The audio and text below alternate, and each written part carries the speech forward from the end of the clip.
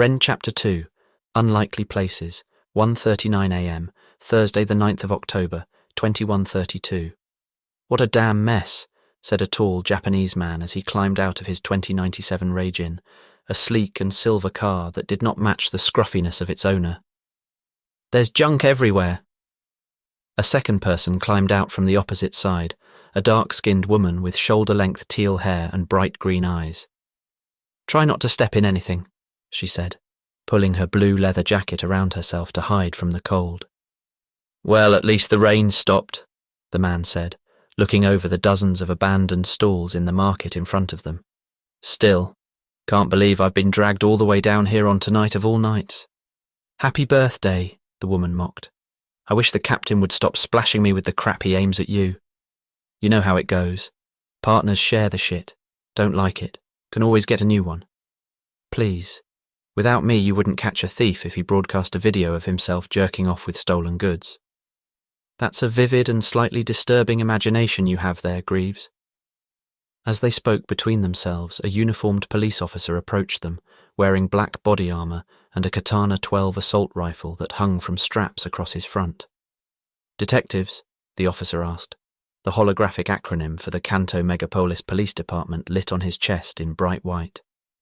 Yes, the tall man replied, reaching into his pocket and taking out his ID card to show.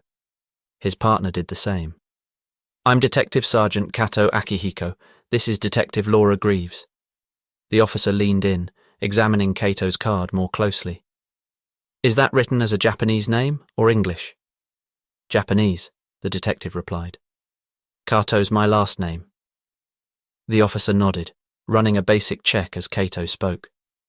Well, Idaho's check out. Follow me, please, and I hope you brought your sick bags. Kato and Greaves glanced at each other a moment, then followed the officer as he walked around the corner and through an automated door being held open by a yellow police-issued frame.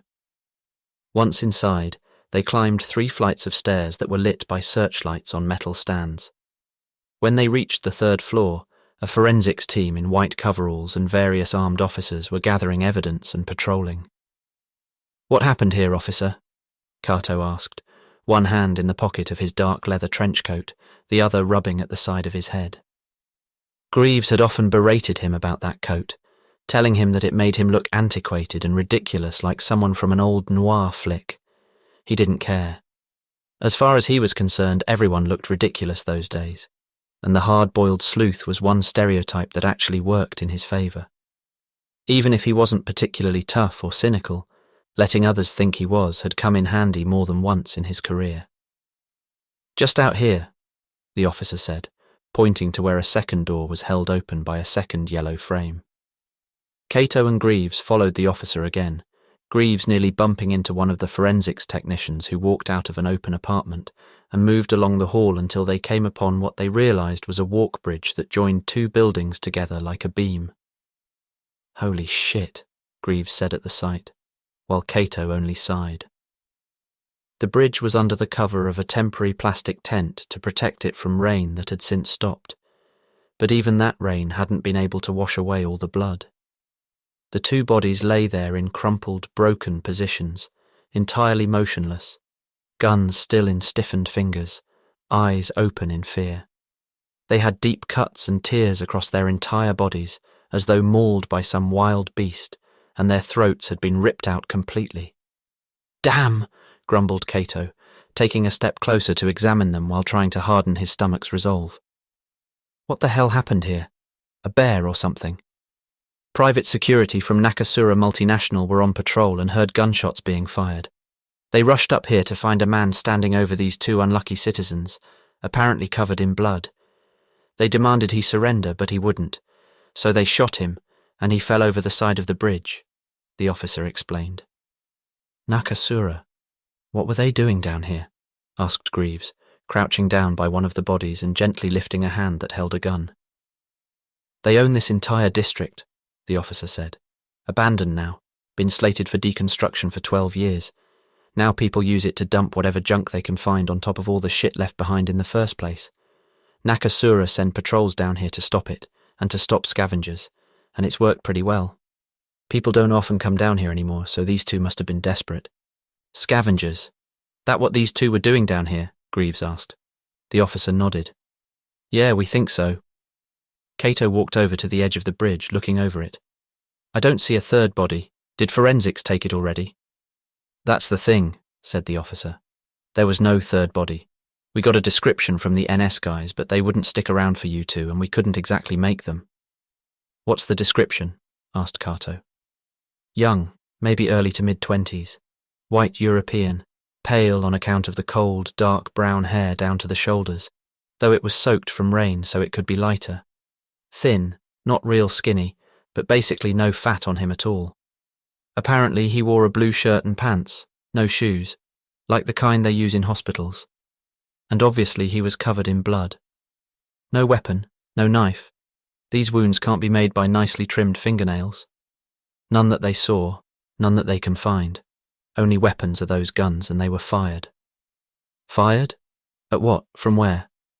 Greaves looked up to Cato. This guy's marked, she said, flashing an ultraviolet torch over the upper arm of the body in the sleeveless jacket. In the purple light, an invisible ink showed, a leopard's head, and an R in its open mouth. He's a runner. Cato mumbled, taking out his own torch and leaning down by the second body. He tore away at the coat sleeve to reveal the same segment of the upper arm, then flashed his own torch on ultraviolet. The same symbol. This guy's a runner too. Runners? Aren't they just some low-life gang from Tokyo Bay? Asked the officer. What the hell are they doing in Saitama? Scavenging, it seems, Cato said, lowering the body's arm and then moving to the face, the open shocked eyes and the blonde hair. I know this guy, Greaves. This is Sebastian Cooper, also known as Coops. I jacked him trying to offload bootleg slicers. Check their pockets. Cato and Greaves began to delve carefully into the inner pockets of the dead men's clothes, but Cato came up empty. Nothing. This guy has a slicer, Greaves revealed, pulling it out of the sleeveless jacket. But it's broken. Looks like something tore through it. A bullet? Cato asked, looking over. No. More like a knife, maybe, or a claw hammer. I'm not sure, but these things aren't exactly made of jelly. Well, that's one question answered, Cato said, as he looked up at the officer, then stood. These guys were in the wrong place at the wrong time. Forensics did find signs of tampering with one of the door locks down the hall, but there's nothing interesting in the apartment. We've scanned the place. You can hardly tell they even went in there, the officer explained. Hey, sorry, officer, what's your name? Cato asked. Nolan Kerner. Officer Kerner, you said shots were fired. Yes, Kerner replied, pointing down to the other end of the bridge. At least 2 handgun rounds were fired, as well as a burst from a submachine gun. One of the handgun rounds hit the wall there, another ricocheted off that door and hit another wall back on this side. As far as we can tell, all of the submachine gun rounds hit the far wall too. Cato looked at the bullet holes. Low spread, high accuracy. If those went through a person, there's no way they could still be alive without some serious armor. Cato, a 3rd handgun round was fired based on the ammo count on these weapons, Greaves said, examining the guns closely. I can't account for that bullet, though. So these 2 runners were here illegally scavenging. Wrong place, wrong time. They came across someone, fired at him, and presumably missed, since he then killed them with brutal efficiency using some unknown weapon, Cato recapped. Nakasura security gets down here to find the suspect still here, covered in blood and wearing hospital clothes, then shoot him when he refuses to surrender. The force of the bullets push him over the bridge, where his body disappears. Sounds about right to me, Kerner said. Could be he's augmented, some megacorp agent. Cybernetics, biotics, what have you, Cato surmised. Would account for the ruthless killing, which was damn quick according to the look on their faces. Even so, no one, whether 100% natural homegrown human or cyborg monstrosity with robo-nuts, is likely to survive that many rounds from a submachine gun at such short range. So either someone's lying, or the body was stolen, because not all the numbers add up here. Cato, I found some strange liquid, Greaves said, scraping a pale substance from the ground on a glass fibre swab. What is it? Cato asked, moving closer to look at what she had. I don't know, but I can't find much more of it. Could be that it washed away in the rain, but with all the blood out here. I'm not sure. I'll have the lab check it out, she said, sliding the swab into a small electronic sheath that flashed twice when locked. Kerner, I'll need to speak to those NS guys, Cato told the officer, turning to face him. I'll get you their IDs, Kerner replied, then turned around and walked back into the apartment building to speak with someone else. I don't know, Cato, Greaves said, looking out over the bridge at the eerie, debris-filled streets below. Something fucking weird is going on here. I don't like it. And on my fucking birthday too, Cato sighed, leaning on the brick wall and wishing he was back at home with his cat. 3:02 a.m., Thursday the 9th of October, 2132. Get back in here! A woman shouted, leaning out over the balcony and holding closed a silk robe that barely covered her naked body. Can't you leave me alone for one damn night? A man shouted back at her, then turned and marched away from the tower building to the laughing of several teenagers and lowlives hanging around on the street corner. That's it! Go and get drunk again. It's nearly morning, you damn lowlife, and if you don't come back now, you're not coming back at all. Kuso kurai, the man replied, flipping her some obscene gesture as he disappeared off down the street. The woman sighed in the silence that followed, covering her face with her hand. Then she turned and walked back into her apartment. Aiden watched her from the top of a high concrete barrier built across the road, leaving the district in which he woke inaccessible. He wasn't interested in her, though, only the clothes she had hanging from a line across her balcony, half soaked by the earlier rain. They might not have been dry, but they were men's clothes, and they would make him far less conspicuous than his own bloodied attire.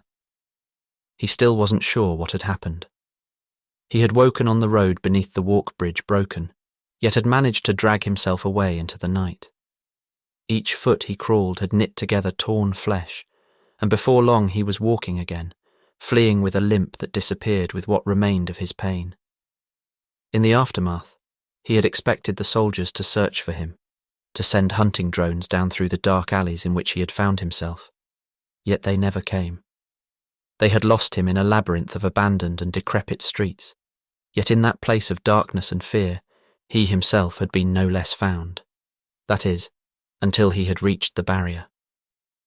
Aiden waited until the teenagers got bored and moved away from their corner, then pulled himself over the top of the barrier and leaped to a balcony close by. He had never been a particularly agile individual, his talent in scholarly pursuits always having come at the cost of his physical, yet now they seemed second nature to him. He didn't understand how or where he had learned it, yet all of a sudden he found himself climbing around the city's architecture with the ease of a spider. A series of balcony railings carried him to the floor like ladder rungs. Then he ran across the empty street until he reached where the woman had been shouting. He immediately climbed up onto a communal waste bin and reached up for the first of the balconies overlooking the street. He took one last look to make sure he wasn't being watched. Then he climbed up and jumped, grabbing the concrete where the woman had just been standing. He peeked up over the edge of the floor, looking through an open door to try and see if she was there. The inside of the apartment was lit, the TV playing some loud movie and throwing flashing colours across the far wall, but she was nowhere to be seen.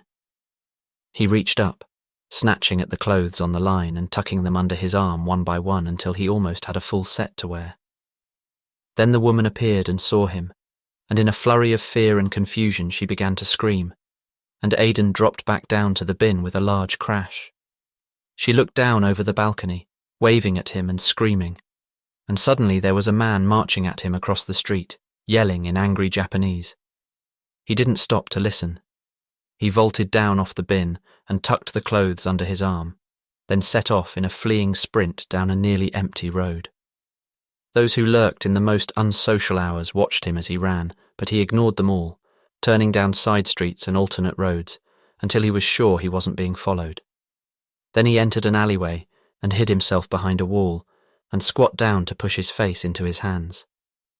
"God damn it, Aiden," he whispered to himself. "What the hell are you doing here?" Eventually he calmed and changed his clothes. He shoved the blue, blood-stained clothes down an old pipe and dressed himself in his new, and stepped back out on the sidewalk, shivering from their damp.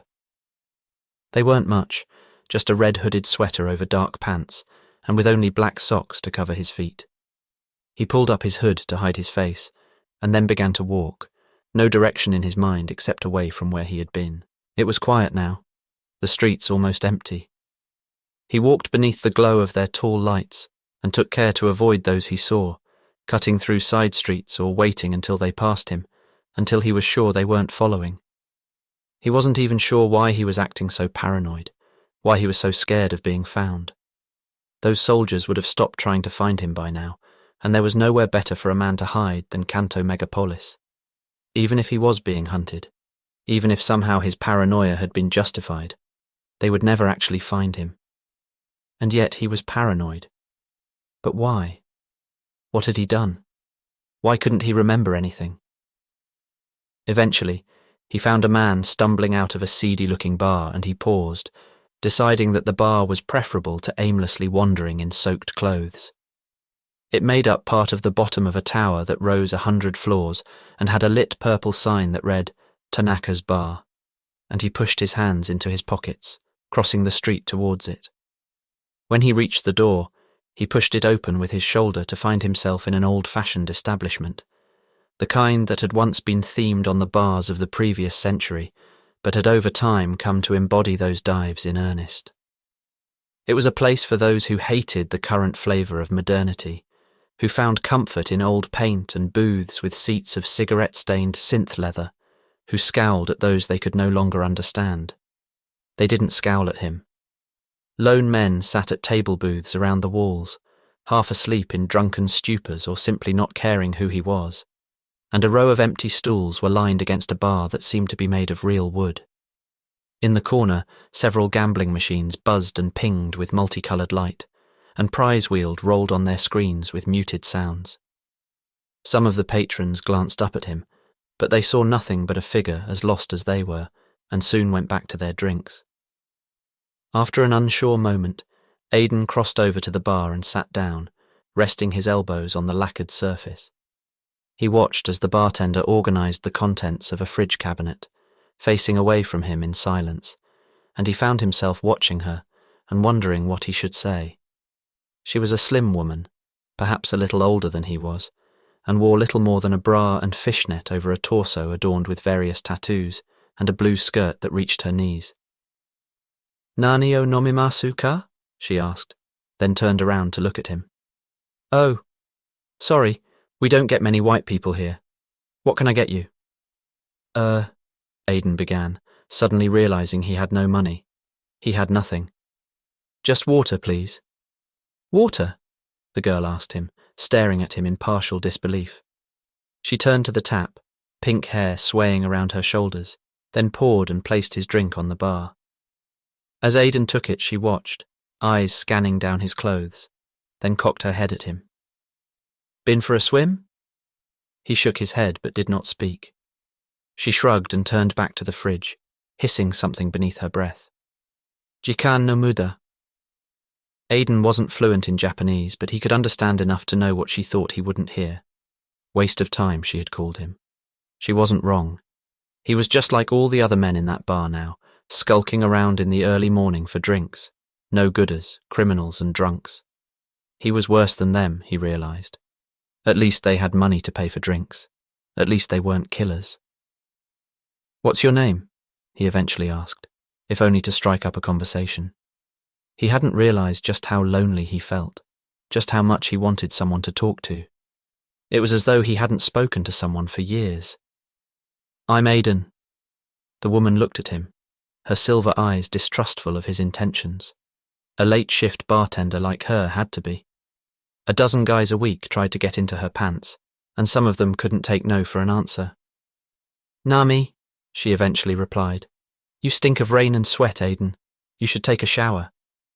"Yeah, I guess," Aiden replied. A shower would have been a godsend right then, but it wasn't as though he could find one on the side of the street. All of a sudden, a screen behind Nami caught his eye.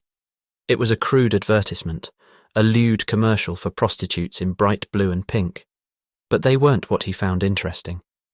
It was the time on the screen that jumped out to him, the date displayed beneath it. 3:25 a.m., Thursday the 9th of October, 2132. Aiden felt anxiety wash over him. Is that screen right? He asked, gesturing to it. Nami looked back and then rolled her eyes. Probably. If all you're here for is sex, call them and stop bothering me. No, not that. I mean the time, the date. Nami paused and looked back at it again, then double-checked her phone. Yeah, why? Excuse me, Aiden said, a sudden and severe nausea driving him from his stool. He stumbled over towards the bathroom in the corner, pushing the door open and letting it slam behind him as he fell down to his knees by the nearest urinal. He retched and hurled, vomiting a thick, clear liquid down the flushing drains, then pushed himself away and slid down a cubicle door until he was helpless on the ground. What the hell was happening? He looked down at the space between his legs, tears welling at the corners of his eyes and falling freely down his face. Nothing was right. Everything was wrong. He was scared and confused, lost in a place he didn't know, and with years of his life taken from his mind. Why couldn't he remember anything? Where was his sister? Why couldn't he wake up from this terrible dream? Damn, you're a real mess, aren't you?